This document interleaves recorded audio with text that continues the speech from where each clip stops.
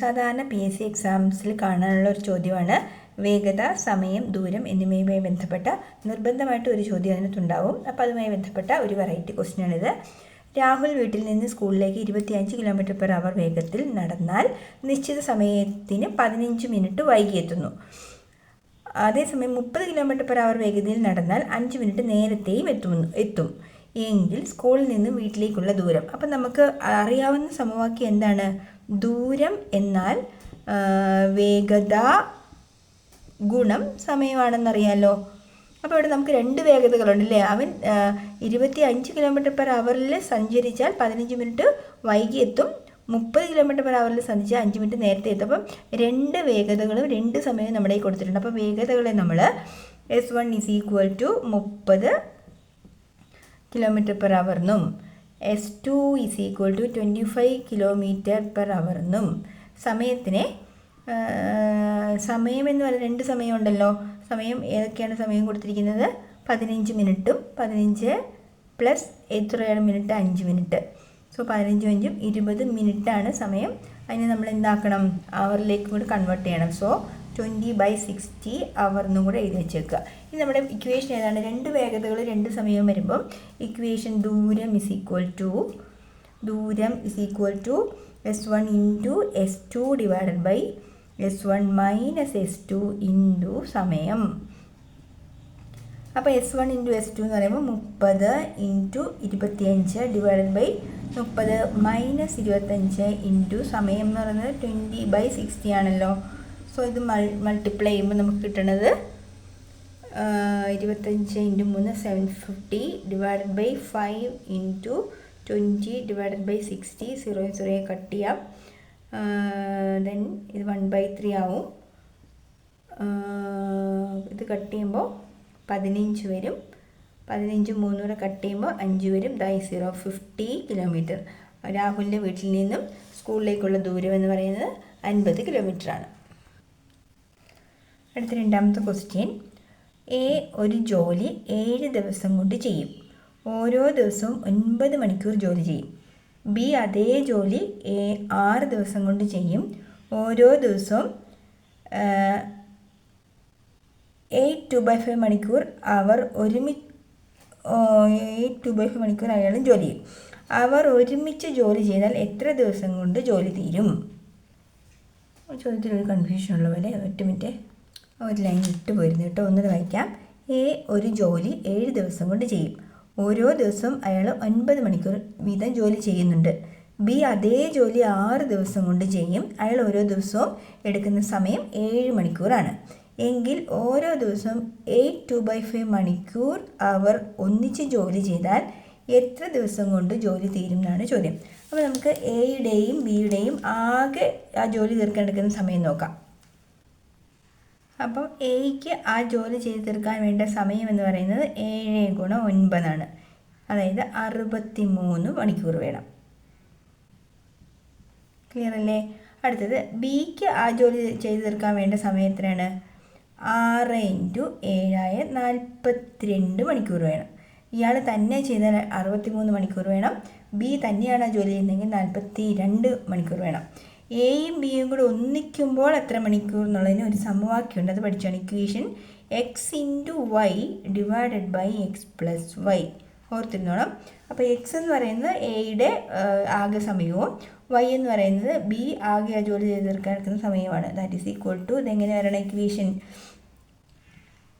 63 × 42 / 63 + 42. 63 × 42 നമ്മൾ മൾട്ടിപ്ലൈ ചെയ്യേണ്ടത് അങ്ങനെ തന്നെ എഴുതിയത് കേട്ടോ. 63 × 42 / 63 42 കൂട്ടിയാൽ കിട്ടുന്നത് 105 ആണ് കേട്ടോ. അപ്പോൾ നമുക്കിനി എന്ത് ചെയ്യാം? ഡിവൈഡ് ചെയ്യാം. 63 × 42 / 105. ഇത് രണ്ടും 3യുടെ ടേബിളുകളിൽ കട്ട് ചെയ്യൽ 3 5 വരും. ഇവിടെയാണെങ്കിൽ 21 വരും. എഗെയിൻ നമുക്കിതിനെ 7ൻ്റെ ടേബിൾ ചൊല്ലിയാൽ 7 5s are 35, 7 3s are 21 വരും. So answer is 3 × 42 / 5. അതായത് 126/5 എന്നാണ്. ഇവർ രണ്ടുപേരും കൂടെ അത്രയും മണിക്കൂറാണ് കേട്ടോ. അത്രയും മണിക്കൂർ അവർ രണ്ടുപേരുടെ ഒന്നിച്ച് ജോലി ചെയ്താൽ കിട്ടുന്ന മണിക്കൂർ എന്ന് പറഞ്ഞാൽ 126/5 ആണ്. ഇനി അവർ ചോദിച്ചിരിക്കുന്നത് ഇവർ ഒരുമിച്ച് ചെയ്യുമ്പോൾ ഓരോ ദിവസവും ഇവർ 8/2/5 എന്ന് എഴുതിയേക്കാം. അവർ രണ്ടും കൂടി ഒരുമിച്ച് ചെയ്യുമ്പോൾ ഓരോ ദിവസവും അവർ എത്ര മണിക്കൂർ ജോലി ചെയ്യുന്നുള്ളൂ? 8/2/5 മണിക്കൂറാണ് ചെയ്യുന്നതെങ്കിൽ ആകെ അവർ എത്ര ദിവസം എടുക്കുമെന്ന് ചോദിച്ചാൽ 126/5 എന്തുകൊണ്ട് ഡിവൈഡ് ചെയ്താൽ മതി? 8/2/5 കൊണ്ട് ഡിവൈഡ് ചെയ്താൽ മതി. അപ്പോൾ ഈ 8/2/5 കണ്ട ഒരു മിക്സഡ് ഫ്രാക്ഷൻ അല്ലേ? 8/2/5 നമ്മൾ എന്താക്കണം? ഫ്രാക്ഷൻ ആക്കി മാറ്റാൻ എന്ത് ചെയ്യണം? 8നെ 5 കൊണ്ട് ഗുണിക്കണം. 8 5 42 42. ഇവിടെ ഗുണിക്കണം, ഇവിടെ കൂട്ടണം, ഓർത്തിരുന്നോ കേട്ടോ. 42/5 ആണ്. സോ ഇതെങ്ങനെയാവും? 126/5 ഡിവൈഡഡ് ബൈ 42/5. ഈ ഭിന്നസംഖ്യകൾ ഫ്രാക്ഷനായിട്ടുള്ള സംഖ്യകൾ ഡിവൈഡ് ചെയ്യുമ്പോൾ രണ്ടാമത്തെ ആളുടെ റെസിപ്രോക്കൽ, അതായത് തല തിരിച്ചിടുക, എന്നിട്ട് ഗുണിക്കണം കേട്ടോ. റെസിപ്രോക്കൽ 2 മൾട്ടിപ്ലൈ ചെയ്യണമെന്നാണ് പറയാറ്. ബൈ 42. ഇത് രണ്ടും കട്ട് ചെയ്യാം. 126നെ 42 കൊണ്ട് ഡിവൈഡ് ചെയ്താൽ 42 × 3 ആണ് കേട്ടോ 126. So answer is 3. 3 ദിവസം മതി അവർക്ക് രണ്ടുപേർക്കും കൂടെ ആ ജോലി ചെയ്ത് തീർക്കാൻ. അടുത്ത ക്വസ്റ്റ്യൻ. ആതിരയുടെ ഇപ്പോഴത്തെ വയസ്സ് മകൻ്റെ വയസ്സിൻ്റെ 3 മടങ്ങിനേക്കാൾ 4 കൂടുതലാണ്.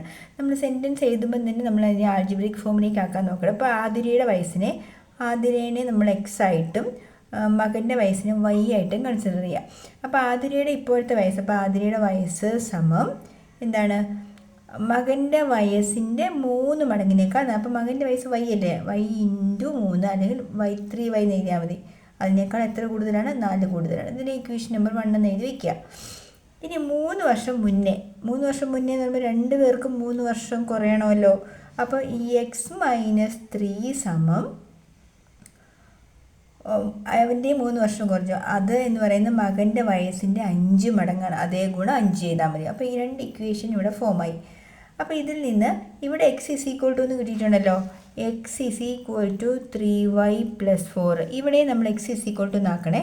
അപ്പോൾ x = ഇത് ഒന്ന് ഗുണിക്കണേ അകത്തേക്ക്. y × 5 5y, 5 × 3 -15, -3 അങ്ങോട്ട് പോകുമ്പോൾ എന്താവും? +3 എന്നാവും. So x = 5y - 12. അപ്പോൾ ഇവിടെയും x സമമെന്ന് കിട്ടി. x = 5y - 12. രണ്ടും x സമമെന്നല്ലേ കിട്ടി. അപ്പോൾ ഈ ലെഫ്റ്റ് ഹാൻഡ് സൈഡ് രണ്ടും തുല്യമായാൽ റൈറ്റ് ഹാൻഡ് സൈഡ് രണ്ടും തുല്യമായിരിക്കും. അതുകൊണ്ട് എന്ത് എഴുതാം? 5y - 12 തുല്യമാണ് 3y + 4. ഈ 2 ഇക്വേഷൻ നമ്പർ 1ഉം ഇക്വേഷൻ നമ്പർ 2ഉം തുല്യമാണ്. അപ്പോൾ ഇതിൽ നിന്ന് നമുക്ക് എന്ത് എഴുതാം? ഈ വൈകൾ ഒരു സ്ഥലത്ത് കൊണ്ടുവരിക. 5y - 3y = 4 - 12 അങ്ങോട്ട് പോകുമ്പോൾ +12 എന്നാവും. സോ 5y - 3y നമുക്ക് മൈനസ് ചെയ്ത് 2y എന്ന് എഴുതാം. 2y = 16, y = 16/2 8 എന്ന് വരും. ഓക്കെ. അപ്പം മകൻ്റെ വയസ്സ് നമുക്ക് എത്രയെന്ന് കിട്ടി? മകൻ്റെ വയസ്സ് എന്ന് പറയുന്നത് 8 വയസ്സാണ്. ഇനി അമ്മയുടെ വയസ്സ് കണ്ടുപിടിക്കാൻ ഈ 8 എന്നുള്ളത് ഈ ഏതെങ്കിലും ഒരു ഇക്വേഷനിൽ കൊടുത്താൽ മതി. × 8 8 3 24 4 28. ശരിയാണ്. മകൻ്റെ വയസ്സ് 8 ആകുമ്പം അമ്മയുടെ വയസ്സ് 28. 3 വർഷം മുന്നേ. അപ്പോൾ 8 ൽ നിന്ന് 3 കുറച്ചാൽ 5, 28 ൽ നിന്ന് 3 കുറച്ചാൽ 25. ശരിയല്ലേ? 3 വർഷം മുന്നേ മകൻ്റെ വയസ്സിൻ്റെ 5 മടങ്ങാണ് അമ്മയുടെ വയസ്സ്. അപ്പോൾ ഇത് നിങ്ങൾക്ക് ഈ ക്വസ്റ്റ്യൻ ചെയ്യാൻ പാടാണെന്ന് വിചാരിക്കുക. നമ്മുടെ ഓപ്ഷനിൽ ആൻസർ കൊടുത്തിട്ടുണ്ടാകും. അപ്പോൾ ഓപ്ഷനിൽ നിന്ന് പോയാലും കുഴപ്പമില്ല കേട്ടോ. നമ്മൾ വാല്യൂ സബ്സ്റ്റിറ്റ്യൂട്ട് ചെയ്ത്.